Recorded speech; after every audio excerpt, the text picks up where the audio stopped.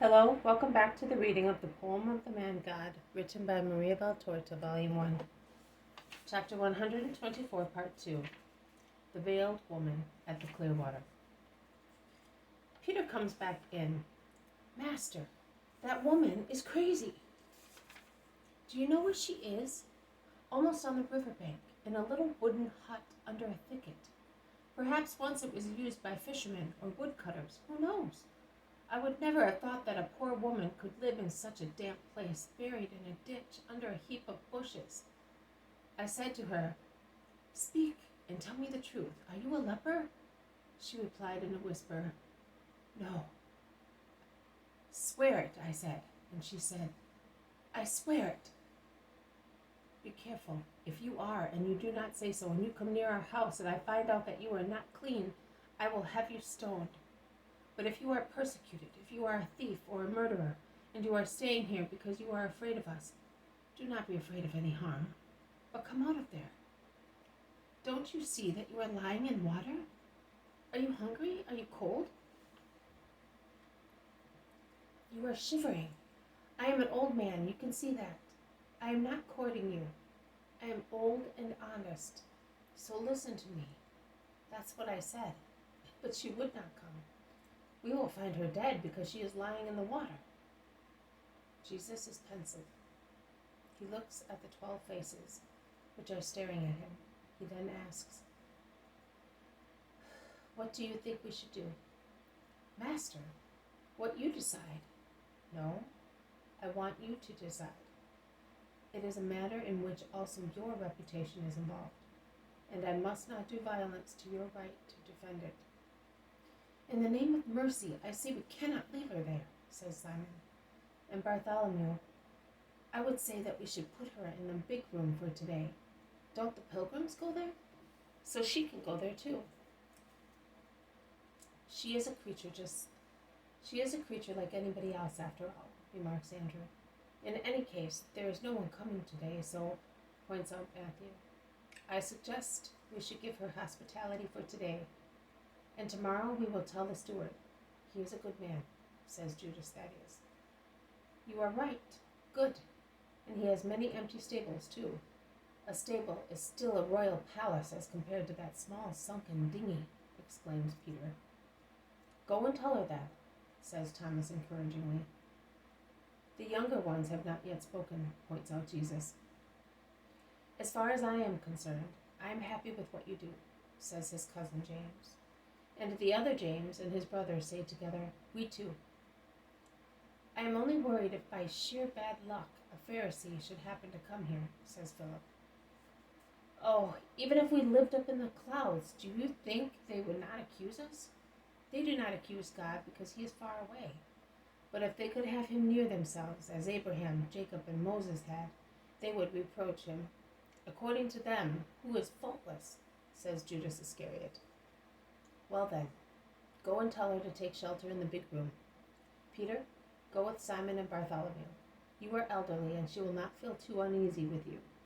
And tell her that we will give her some warm food and a dry dress. That is the one that Isaac left. See, everything can be useful. Also a woman's dress given to a man." The younger ones laugh because there must have been some funny story with regard to the dress in question. The 3 elder ones go out, and they come back shortly afterwards. It took some doing, but at the end she came. We swore to her that we will never disturb her. I will now take her some straw and the dress. Give me the vegetables and some bread. She has not even got anything to eat today. In fact, who would go about in this deluge? And good Peter goes out with his gifts. And now there is an order for everybody. Under no circumstance one may go into the room. Tomorrow we will go to the necessary. We will do the necessary. You must become accustomed to doing good for the sake of good, without any curiosity or desire to get entertainment out of it, or anything else. See? You were complaining today that we would not have done anything useful. We have loved our neighbor. Could we have done anything greater?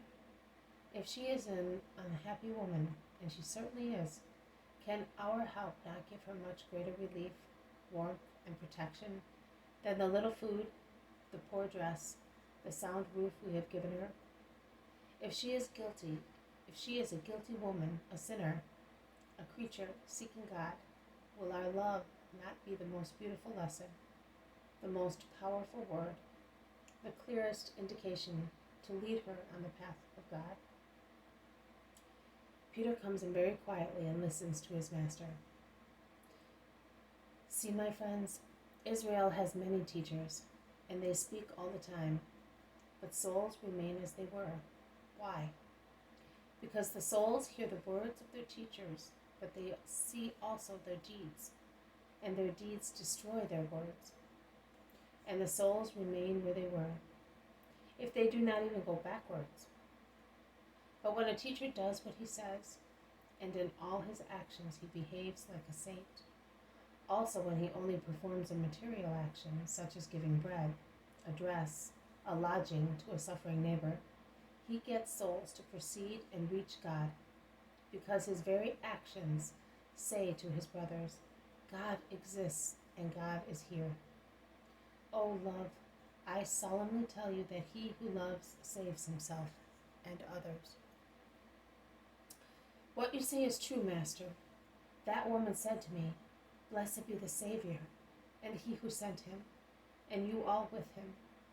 And though I am a poor woman, she wanted to kiss my feet, and she was weeping behind her thick veil. Who knows? Let us hope that no night bird will arrive from Jerusalem. Otherwise, who will save us? Our conscience will save us from the judgment of our Father. That is enough, says Jesus. And he sits at the table after blessing and offering the food. It all ends. Thank you for listening.